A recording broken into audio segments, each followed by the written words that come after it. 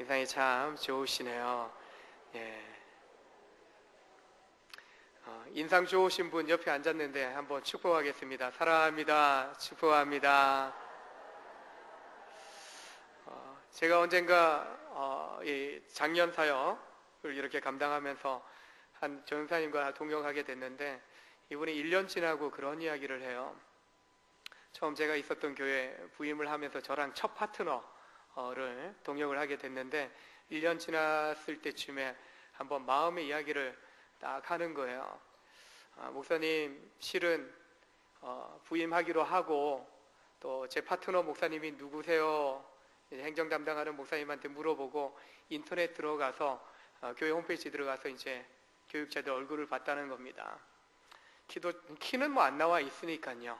눈은 조만하고, 곱슬머리고, 왠지 모르게 굉장히 성깔 있게 생겼다랍니다. 고집도 세 보이고, 집에 어머님이나 또 자매들이, 가족들이, 야, 니 큰일 났다. 저 곱슬머리에 눈도 쪽 찢어지고 굉장히 성깔 있게 됐는데 너 고생하겠다. 그렇게 이야기를 했다는 거예요. 실제로 이제 처음 두근두근 하는 마음으로 부임해 와서 동역을 하기 시작했는데, 한 1년쯤 지나고 나서 저한테 고백하기는, 처음에 그랬는데 겪어보니까, 함께 1년 보내보니까 괜찮더라. 고집도 있긴 하지만 그래도 마음은 좀 따뜻하더라. 그렇게 이야기를 해 주시더라고요. 처음 마음을 뭐 표현을 안 했으니까 마지막에 그냥 1년 지내보니까 괜찮더라. 그렇게 평가를 해 주더라고요. 제가 지난해 11월 마지막 주부터 정식으로 부임을 해왔죠. 여러분 기억 안 나시죠?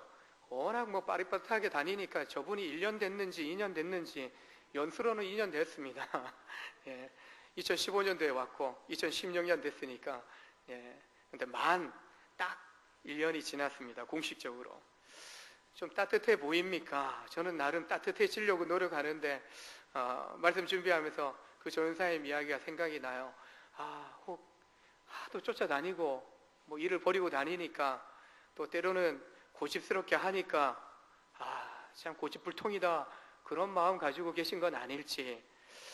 좀 뭐 많이 가까이서 대하신 분도 있지만은 주일만 제 얼굴 보시는 분들도 있고, 아마 저랑 말 한 번도 안 섞어 보신 분들도 계실 것 같아요.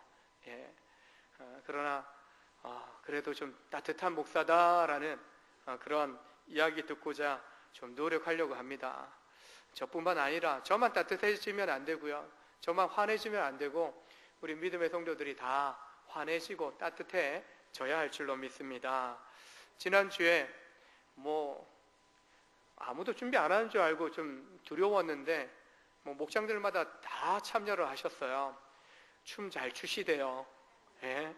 옷도 맞추고 그렇게 아이들처럼 즐겁게. 제가 1년 동안 작년 성탄절이 생각나더라고요. 그러면 검은 잠바만 교구마다 입고 와갖고 다 완전히 보는 그 자체가 우울했거든요. 주님이 탄생한 게 아니라 주님이 다시 죽으러 십자가 들어가시는 줄 알았어요.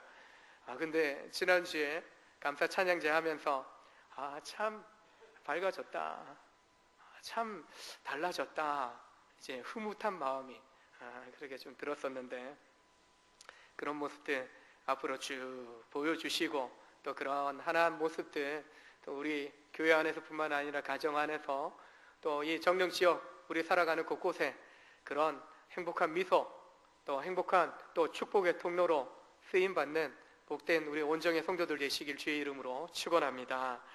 옆 사람 보시면서 이렇게 한번 눈을 마주쳐 보시고 얼굴도 한번 훑어보시면서 이렇게 고백합니다. 참 부드러워 보이시네요. 눈을 한번 쳐다보시면서 이렇게 정확하게 이야기합니다. 속마음도 부드러우시죠?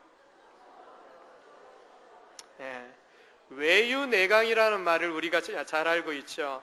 겉으로는 부드럽고 온유하고 순하지만 속은 단단하고 강하다라는 그런 의미를 가지고 있는 말입니다.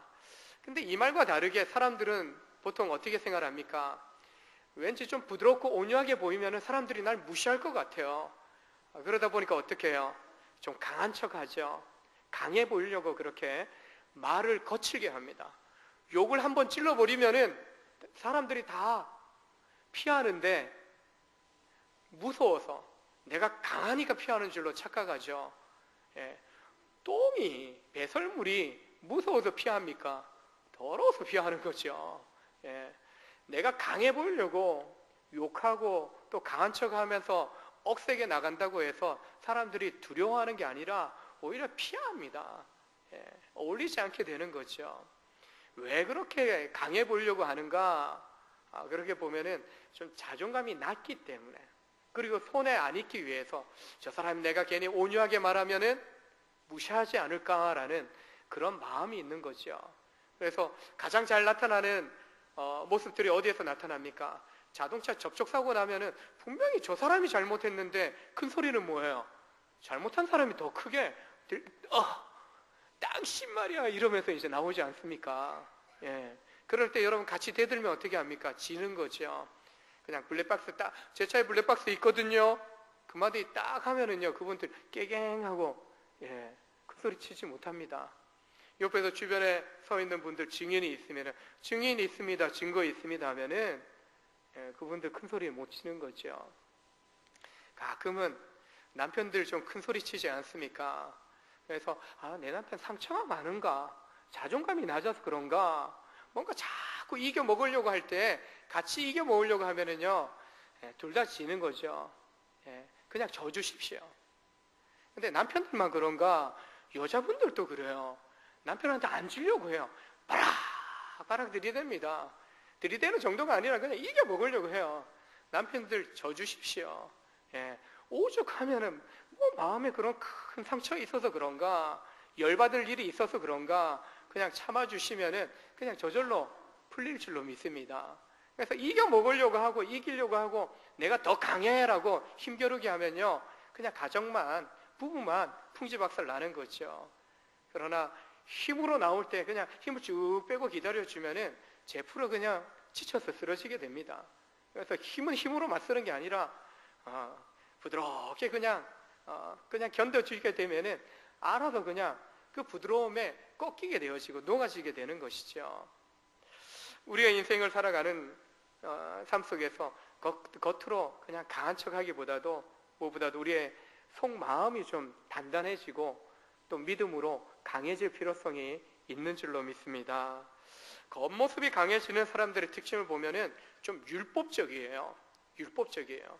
이 말은 꼭 하나님의 율법, 하나님의 말씀에 딱 들이박혔다 이런 의미보다도 이 복음서에 등장하는 율법적이다라는 그 의미를 보게 되면은 하나님 말씀에 딱 견고하게 선 사람이 아니라 자기 율법에, 자기 신앙의 틀에 딱 견고하게 굳어진 그런 성향을 가지고 있는 사람인 것을 보게 됩니다.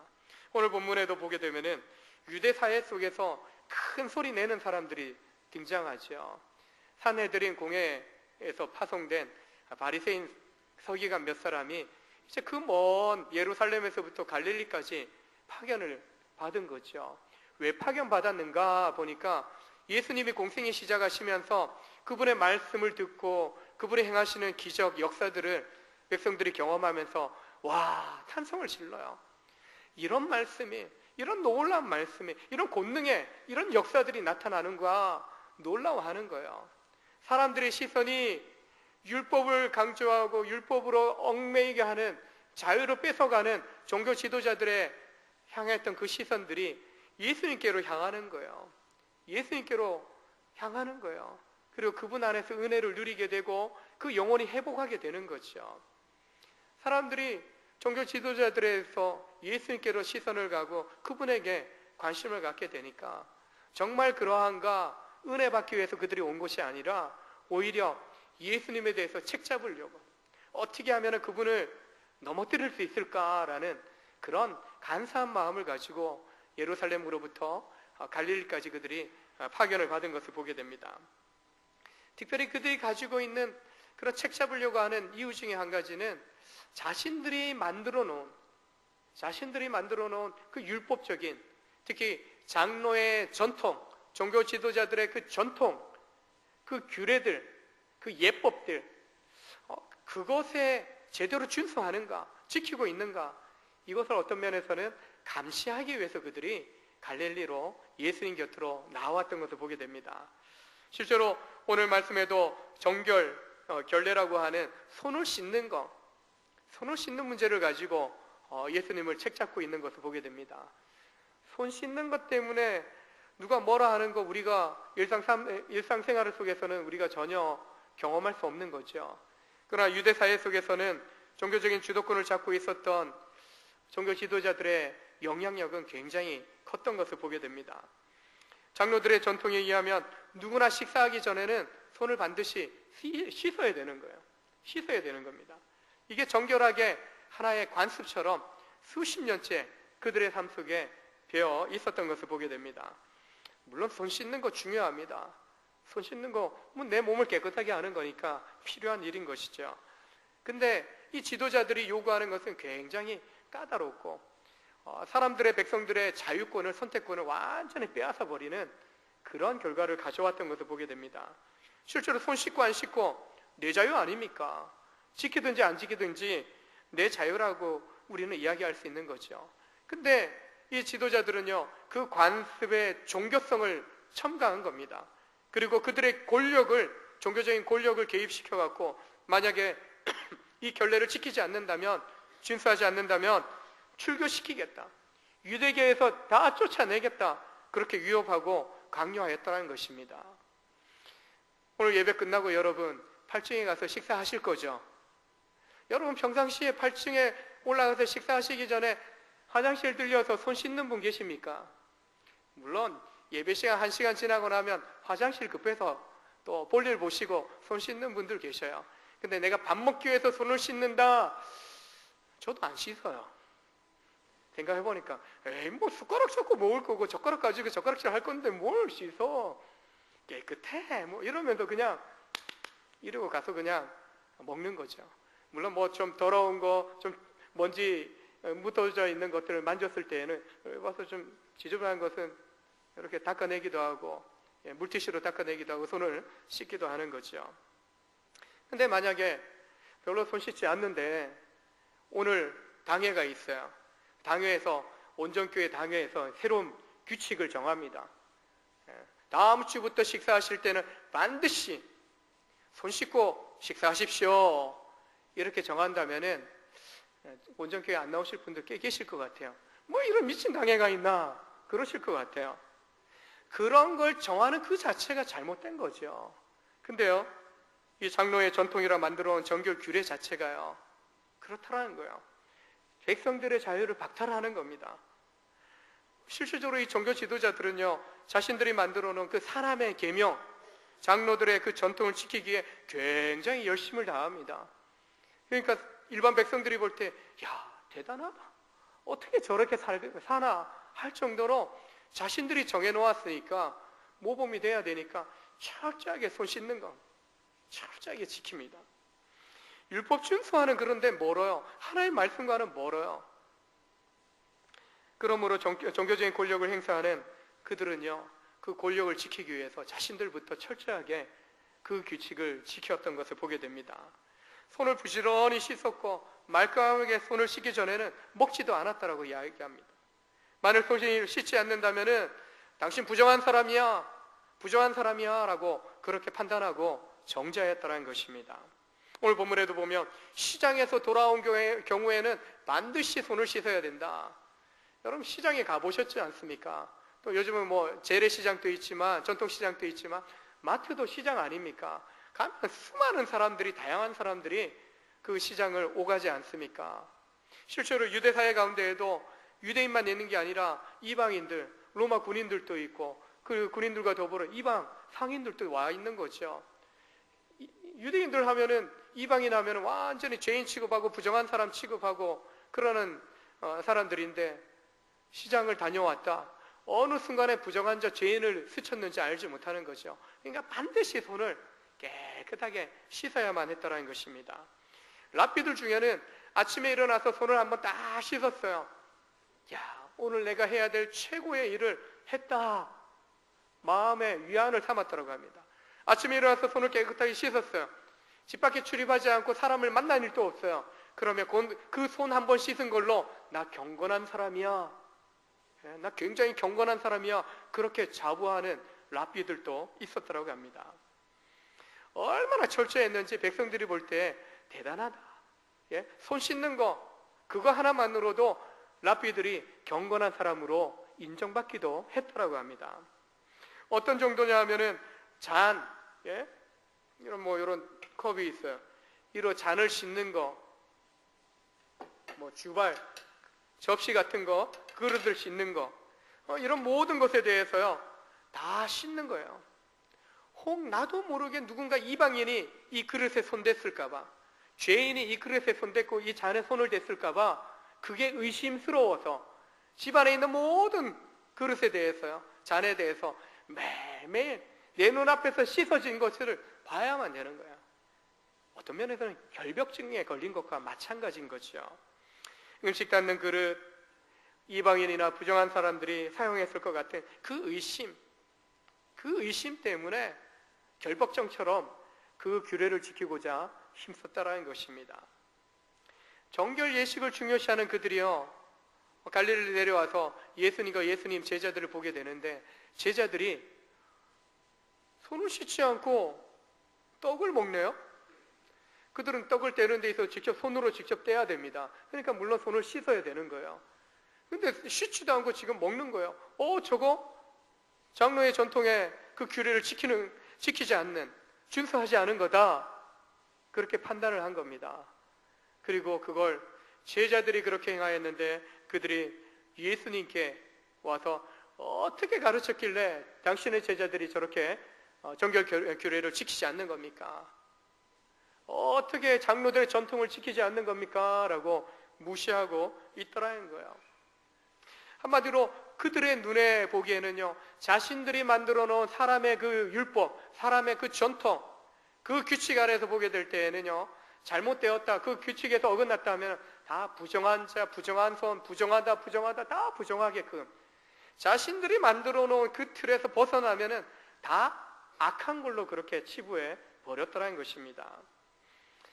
손 씻는 거 중요합니다. 감기 증상들, 또 여러 가지 바이러스가 번졌습니다, 전염병이 생겼습니다 하면은 뉴스에서 가장 많이 나오는 게 뭡니까? 손 꼭 씻으십시오. 손을 씻으라고 이야기합니다. 많은 경우에 손을 통해서 우리가 음식을 섭취하고 또한 만지고 이게 계속 전염되어지는 거죠. 깨끗하게 할 필요성이 있어요. 아이들을 교육하면서 그렇게 합니다. 건강을 위해서, 또 좋은 생활 습관을 들이기 위해서 학교 다녀오면은 아이들에게 손 씻어라, 손 씻고 나서 뭘 간식을 먹든지 밥을 먹든지 하라고 이야기합니다. 근데 우리 아이가 손을 씻지 않고 밥을 먹으려고 합니다. 그렇다고 여러분, 손 씻지 않았다고 해서 여러분 아들, 딸을 집 밖으로 쫓아내신 적이 있습니까? 남편들 저녁에 퇴근해 왔는데 발 좀 씻으세요. 발 좀, 냄새나요. 손발 씻으라고 했는데 남편이 발 안 씻는다고 저녁 차려주지 않으셨던 적 있으십니까? 혹 당신 손발 안 씻으니까 나 당신하고 못 살겠으니까 우리 이혼해요. 만약 그런 사람이 있다면 정말 이상한 것이 되는 거죠. 그러나 실제적으로 지금 유대 사회에 벌어지고 있는 모습이 그러한 거예요. 당신들이 장로들의 전통, 정결 규례를 이렇게 세워놨는데 이걸 지키지 않는다면 율법을 어긴 것으로 치부해서 출교시키겠다, 쫓아내겠다, 당신들은 우리 믿음의 공동체에 속할 수 없다.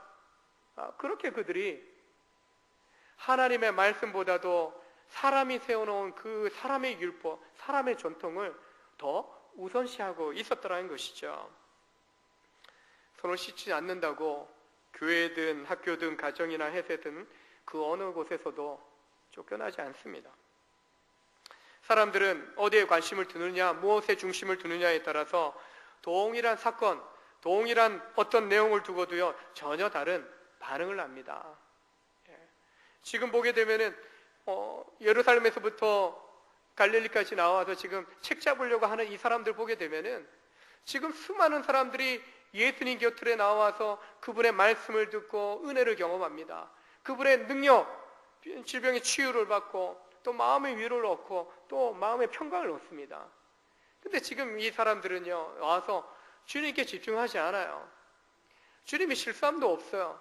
그러나 그 주님의 그 제자들에 대해서 집중하면서 흠을 잡고 책 잡아서 예수님을 넘어뜨리려고 하는, 예수님을 따르는 그 백성들을 흩어버리려고 하는 그런 의도를 가지고 예수님을 찾아온 것을 보게 됩니다. 예수님을 찾는, 예수님께 나오는 수많은 사람들과 전혀 다른 의도를 가지고 예수님을 바라보고 있는 거죠. 예배 자리 나오면서 우리는 어떤 마음으로 나옵니까? 책 잡으려고 나오시는 분은 없을 거예요. 문제시하려고 나오는 분은 없을 거예요. 우리가 은혜와 능력을 하나님 앞에 구하면서 나아가기 전에 먼저 우리의 마음의 중심이 어디를 향해 있는가? 우리의 마음이 바로 잡혀 있는가? 진정으로 주님의 은혜를 사모하는 마음으로 내 마음이 채워져 있는가? 우리는 우리의 마음을 좀 살펴봐야 할 것입니다. 책 잡으려고 하고 문제 제기를 하려고 하고 부정적인 시선으로 보려고 한다면 그런 사람에게서는요, 하나님의 은혜를 발견할 수 없을 것입니다. 여러분, 공동체를 이끌어 간다라고 할 때, 섬긴다라고 할 때, 우리가 주변에 있는 믿음의 성도들을 바라볼 때 연약함 있고 부족함이 있더라도 오히려 책 잡기보다도 위로하고 기다려주고 또 격려해주고 칭찬해주면서 또한 축복할 때, 나도 그런 위로와 격려와 축복받을 때 조금씩 믿음의 성장을 이뤄가고 하나님의 은혜를 경험하는 모습을 보게 될 줄로 믿습니다. 그래서 우리가 책 잡는 사람이 아니라, 부정적인 시선으로 바라보고 말하는 사람이 아니라 오히려 칭찬하고 격려하고 또 축복하는 삶을 살아갈 때 오히려 축복하고 격려하고 세워주는 가운데 우리 마음에 하나님을 향해서 활짝 열려져서 은혜를 구하는 마음처럼 사람을 향해서도 마음을 활짝 열고 축복하고 또 사랑하고 위로하고 격려하게 될 때 오히려 주님을 향한 은혜를 사모하는 마음 속에 또 사람을 향한 그 은혜를 흘러보내는 마음 속에 더 큰 은혜와 복으로 충만케 하시는 하나님을 경험하게 될 줄로 믿으시길 바랍니다. 예루살렘에서 내려온 이들이 손을 씻지 않는 제자들에 대해서 예수님께 따지고 묻고 있는 것을 보게 됩니다. 예수님께 문제 제기하기 위해서 왔기 때문에 제자들의 그런 책 잡을 일을 가지고 예수님께 따져 묻는 것이죠. 성숙한 그리스도인으로 살아간다라고 할 때 결코 우리가 내 자신의 틀을 가지고 내 자신의 그런 율법적인 사고방식을 가지고 결코 사람이나 하나님을 우리가 판단해서는 안 될 줄로 믿습니다. 사람의 전통과 율법 속에 사로잡혀 살아가면은 그 틀로 하나님의 은혜를 담아낼 수 없다는 것이죠. 내 마음을 좀 비워내고 내 인생의 틀을 비워낼 때 이 잔도 물이 차 있으면은, 다른 것들로 차 있으면은 정말 새로운 것들을, 더 좋은 것들을 받아 담을 수 없는 거죠. 내 영혼도 내 인생도 마찬가지인 거죠. 비워져야, 깨끗하게 비워져 있어야 하나님의 은혜로 채워질 수 있다는 것이죠. 그래서 우리가 하나님 앞에 나아가 성도 되었다, 예배자로 하나님 앞에 나아간다라고 할 때 먼저 내 인간적인 기준을 내려놓고 내 신앙의 율법적인 틀을 깨뜨리고 온전히 성령을 통해서 주시는, 말씀을 통해서 주시는 신령한 하나님의 음성에 귀를 기울이면서 말씀을 바라보면서 나아갈 때 우리 마음 가운데 정말 신비한 은혜로 또 천국의 빛나는 영광으로 권능으로 채워주시는 하나님을 우리가 경험하게 될 줄로 믿습니다. 결코 사람의 계명, 사람의 전통을 가지고 하나님 말씀보다 더 주장하거나 앞세우는 일이 우리에게는 없어야 될 줄로 믿습니다. 오늘 말씀을 보면 이사야서 29장의 말씀으로 그들의 책 잡는 그런 언행에 대해서 예수님이 책망하십니다. 너희의 그런 행위가 하나님의 계명을 버리고 사람의 전통을 지키려고 하는 그런 모습이다. 사람의 전통을 지키려고 하면서 오히려 사람의 전통 지키려고 하는 그 의도 때문에 하나님의 계명을 너무나 자연스럽게 저버리고 있다라고 지적하고 책망하시는 거죠. 주님은 말씀이 아니라 사람의 머리에서 나온 그 생각, 하나님을 섬기려고 하는 의도는 있다라고 보지만은 그런 의도까지 다 소멸된, 오히려 자신들의 전통만을 강조하고 있는, 그것으로 하나님을 경배한다라고 이야기하는 그들에 대해서 너희의 그런 자세는 헛된 경배다. 헛된 경배다. 예배자로 나아갈 때, 하나님을 섬긴다라고 할 때 내가 보기에 좋은 대로 섬겨서는 안 되는 거죠. 내가 좋은 믿음의 모습이 아닙니다. 하나님이 정말 받으시기 합당한 믿음, 섬김, 예배자로 우리가 나아가야 되는 것이죠. 그러나 지금 책 잡고 있는 이들의 모습은요, 결코 하나님 말씀에 합당한, 하나님 기뻐하실 만한 모습이 아니었더라는 것입니다. 사람의 생각에서, 사람이 정해놓은 그 규칙 안에서 오히려 하나님의 말씀을 이겨먹고 무시해버리고 있는 그런 처사였다라는 것이죠. 본질, 중심은 사라지고요, 외형적인 껍데기만 남아있는 거야. 겉으로는 경배하는 척하고 겉으로는 경건하고 거룩한 척하지만은 주님이 사람의 속마음 다 아시지 않습니까? 그들의 속은 다 썩어 있다는 거예요. 부패해 있다는 거예요. 그래서 그 마음의 중심이 거룩하지 않은데 겉만 그렇게 자신들의 만들어 놓은 규칙을 지킨다고 진정한 경배가 될 수 있는가? 아니다. 너희의 경배는 헛된 경배다라고 책망하고 계신 겁니다. 그렇다면 무엇이 중요하겠습니까? 사람의 내면이 참 중요한데 주님이 지적하시는 이 말씀 속에서 보면 그들의 마음, 사람의 그 마음 속은 참 악하다라는 거예요. 죄인된 사람들의 마음은 악하다라는 것입니다. 하나님의 계명을 버리고 사람의 계명만 지키고 있는 그들, 결국은 전통을 지키는 것으로 말미암아 하나님의 계명조차 저버리고 있는 그런 어떤 모습, 사람 중심, 인본주의적인 오류, 그리고 악함에 대해서 예수님이 지적하고 계신 겁니다. 좀 더 실제적인 부분들을 예를 듭니다. 부모를 공경함에 대해서 언급합니다. 그들이 부모를 공경해야 되는데 10계명의 5번째 계명, 내 부모를 공경하라. 율법적인 삶을 살아가는 그들이라면 반드시 지켜야 됩니다. 근데 그들이 행하는 것은 고르반, 하나님께 바쳤습니다. 하나님께 바쳐진 예물입니다. 고르반 하면 이게 이제 하나님께 바쳐진 것이 되기 때문에 누군가에게 줄 수도 있지만 누군가가 필요하다라고 할 때 요구하면 줄 수도 있어야 되는데, 나눌 수 있어야 되는데, 고르반 하나님께 바쳤으니까 이건 누구도 달라고 하면 안 됩니다. 그러면서 내 주머니 속에 쏙 넣는 거예요. 고르반 하나님께 바쳐진 예물이라고 하면서 내 주머니 속에 넣는 거예요. 부모를 공경하고 섬겨야 되는데 싫은 거예요. 이 완악한 자녀들이 싫은 거예요. 그러니까 돈봉투 좀 준비했다가, 용돈, 생활비 준비했다가 주기 싫으니까 고르반 정말 그거 그러면 하나님께 바쳐야 되는데 바치지 않고 내 주머니 속에 넣는 거예요. 이런 일들이 지금 비일비재하게 한번 부모 공경에 대한 부분이 아니라 많은 일들 속에 고르반 하면서 하나님의 율법을 어기고 있는, 하나님 말씀을 무시하고 있는 그런 행태를 지금 너희가 벌이고 있다라고 이 종교 지도자들에게 이야기합니다. 고르반, 구약 성경에서 그렇게 이야기하는데 예물이고 선물입니다. 초창기에는 그렇지 않았던 것 같아요. 제대로 하나님 경외하는 삶을 살기 위해서 했지만 어느 순간에요, 재미들인 거예요.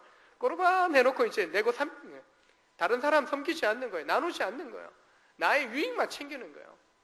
그것을 다 아시는 주님이셔요. 한 가지만이 아니라 그들의 삶 속에 얼마나 그런 죄악들이, 한마디로 어떤 맹세입니까? 거짓 맹세인 거예요. 거짓 맹세라는 거예요. 뭔가 고르반, 하나님께 바친 예물, 소원한 거예요. 소원한 거. 소원한 건데 그 소원을 지키지 않고요, 거짓 맹세하는 거라는 거죠.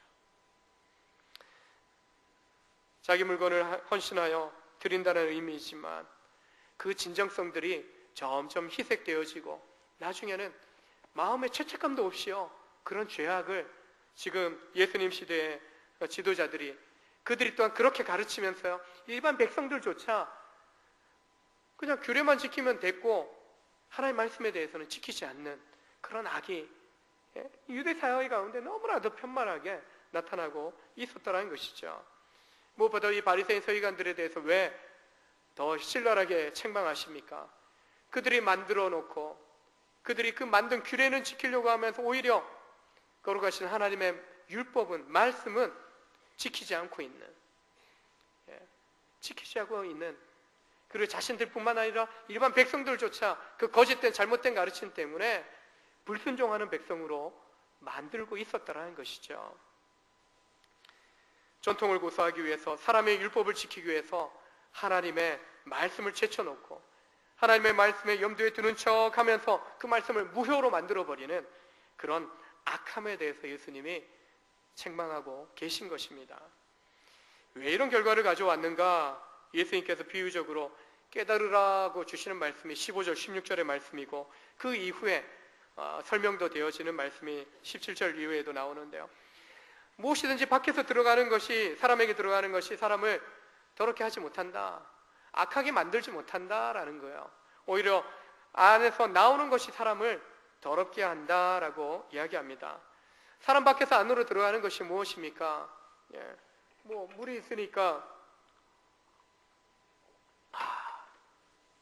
물을 마시면은, 음식을 섭취하면 입에서 막 씹고 식도를 통해서 쭉 뱃속으로 내려갑니다. 소화효소가 나와서 막 분해해서 영양분은 혈액을 통해서 모든 혈관을 통해서 온 몸으로 머리 끝에서 발끝까지 흘러가게 되는 거죠. 힘을 가지고 우리가 살아가지 않습니까? 나머지는 어떻게 합니까? 소장지나 대장지나 항문을 통해서 쫙 시원하게 잘 빼죠.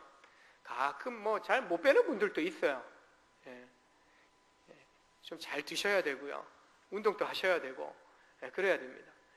나쁜 것들은요, 좋은 것들 온몸에 혈액을 통해서 다 공급되어지고 필요 없는 것들은 다 배설되어지는 것이죠.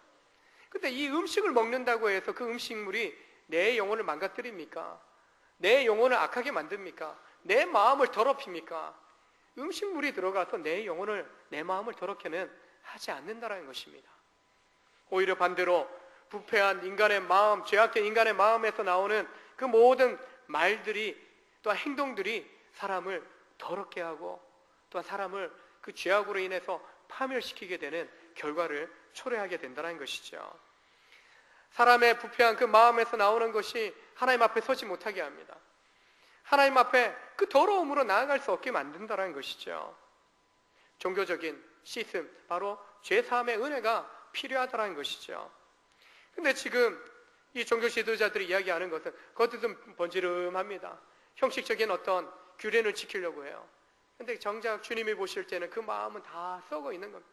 더럽혀져 있는 거야. 악한 거예요. 그래서 주님이 비유적으로 이야기하는 거죠. 좀 더러워진 손으로 떡을 떼어서 먹는다고 하더라도 그게 사람을 부패시키는가, 악하게 만드는가? 아니라는 거예요. 오히려 너희의 악한 마음에서 나오는 그 악한 생각에서 출발된 그런 모든 말과 행실들이 너희를 하나님 앞에 설 수 없게 만드는 부패한 인간, 죄악된 인간으로 만들어 간다라고 말씀하고 있는 것입니다. 회개치 아니하고 죄악된 사람의 마음에서는 부패한 생각들, 또한 탐욕들, 정욕들, 악한 언행들이 나올 수밖에 없다는 것이죠. 예수님이 이 모든 악한 것이 다 속에서, 사람 마음에서 시작되어서 또한 사람을 더럽게 하고 또 다른 사람들을 악하게 만들게 된다라고 지적하고 계신 것입니다. 구체적인 한목도 이야기합니다. 음란, 도적질, 살인, 간음, 탐욕, 악독, 속임, 음탕, 시기, 질투, 비방, 교만, 어리석음, 모든 악한 생각, 탐욕, 거짓된 모습들에 대해서 열거합니다. 이런 모습으로 하나님과 교제하기에 합당치 않다는 것이죠. 하나님 앞에 설 수 없는 모습이라고 이야기합니다. 그 양심에 어떤 때를 묻히는 그런 나쁜 것들이라고 이야기합니다. 이것을 만약에 근절시키지 않는다면, 이것을 우리의 마음밭에서 다 제거하지 않는다면 결코 우리는 천국에 들어갈 수 없을 거다라고 또한 말씀합니다. 요즘 우리나라 가운데 일어나고 있는 모든 모습을 보게 되면 뉴스 볼 때마다 악해도 어떻게 저렇게 악하고 욕심 많아도 어떻게 저렇게 욕심이 많을까? 인간의 그 악의 진정한 모습을 보는 것 같은 그런 생각도 들게 됩니다. 사람이 이토록 악하고 탐욕에 빠질 수 있구나. 그러면서도 나도 장담할 수 없지, 우리도 장담할 수 없지, 우리도 교만해서 안 될 것이다 라는 경각심을 갖게 되는 것이죠. 살아가면서 무엇을 중요하게 여기십니까? 세상은 드러나는 것을 강조합니다. 드러나는 것. 그러다 보니까요, 신앙생활을 하면서도 뭔가 드러나는데 뭔가 좀 세상적으로 볼 때 약해 보이고 좋아 보이지 않으면, 성공적인 삶이 아닌 것 같으면 감추려고 합니다. 보여주는 것, 세상이 보여주는 삶을 요구하듯이 그 보여주는 성공을 향해서 달려가려고 합니다. 그렇지 않아도 된다고 주님은 말씀합니다. 세상적인 성공보다도 하나님 안에서의 성공, 보이지 않으나 내 마음속에, 심령 속에 주님과 함께하는, 내 마음이 거룩함으로 채워져 있는 그런 삶을 살기를 원하시는 거죠. 세상에 보여주는 삶, 세상에 나타나는 성공적인 것이 아니라 우리 자녀를 교육할 때도 마찬가지죠. 세상에 보여지는 성공을 향해서 쫓아가는 것이 아니라 보이지 않지만 영원한 하나님 나라, 그 나라를 향해서 꿈을 키워가고, 또한 세상적으로 볼 때에는 성공해 보이지 않지만 하나님 보실 때에는 성공적인 삶을 살아가도록 격려하고 축복하면서 우리가 또 기도할 때 우리 자녀들의 인생 속에서, 우리의 삶 속에서도 세상에서는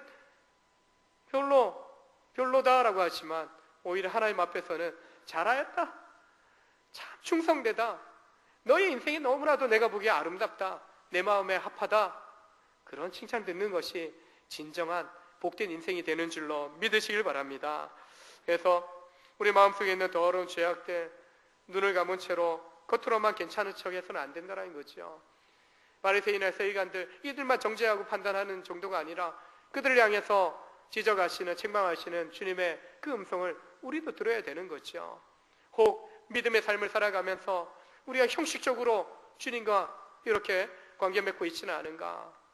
겉으로만 괜찮은 척 하는 것이 아니라 내 중심, 내 마음의 중심, 진정 하나님 말씀대로 내가 순종하고 있는지, 정말 깨끗한지, 거룩한지, 완전할 수는 없지만 계속해서 하나님 말씀 앞에 나아가며 정말 하나님의 음성에 귀를 기울이면서 날마다 나를 새롭게 빚어주시기를 원하는 그런 사모함을 가지고 은혜를 구하고 있는지 돌아보고, 또한 은혜의 말씀 주실 때, 때로는 회개케 하실 때, 깨어지게 하실 때 하나님의 그 은혜 말씀 앞에서 나를 깨뜨리고 정말 하나님의 말씀을 담아낼 수 있는, 하나님의 거룩하심을 담아낼 수 있는 그런 복된 인생을 살아가실 수 있기를 주의 이름으로 축원합니다. 변화가 필요하다고 이야기합니다. 어제는 거의 200만이 가고 싶더라고요. 눈발이 막 낮에 아침부터 날리는데 안 되는데 예? 근데 창밖으로 보이는 쌓이는 눈은 왜 그래 또 아름다운지요. 첫눈이잖아요. 이쁘기도 한데 저 추위에 사람들 모일 텐데 안 되는데, 그래도 190만 전국적으로 모였다고 합니다. 개혁의 소리를 외칩니다. 근데 대안이 안 보여요. 야당이든 여당이든 대안이 안 보여요. 믿음의 성도들이 기도하면서 외칩니다. 하나님 이 땅을 변화시켜 달라고, 개혁시켜 달라고 외칩니다. 때로는 세상 사람들이 이야기합니다. 니네나 잘해라, 그렇게 이야기합니다. 그 소리도 귀담아 들어야 됩니다.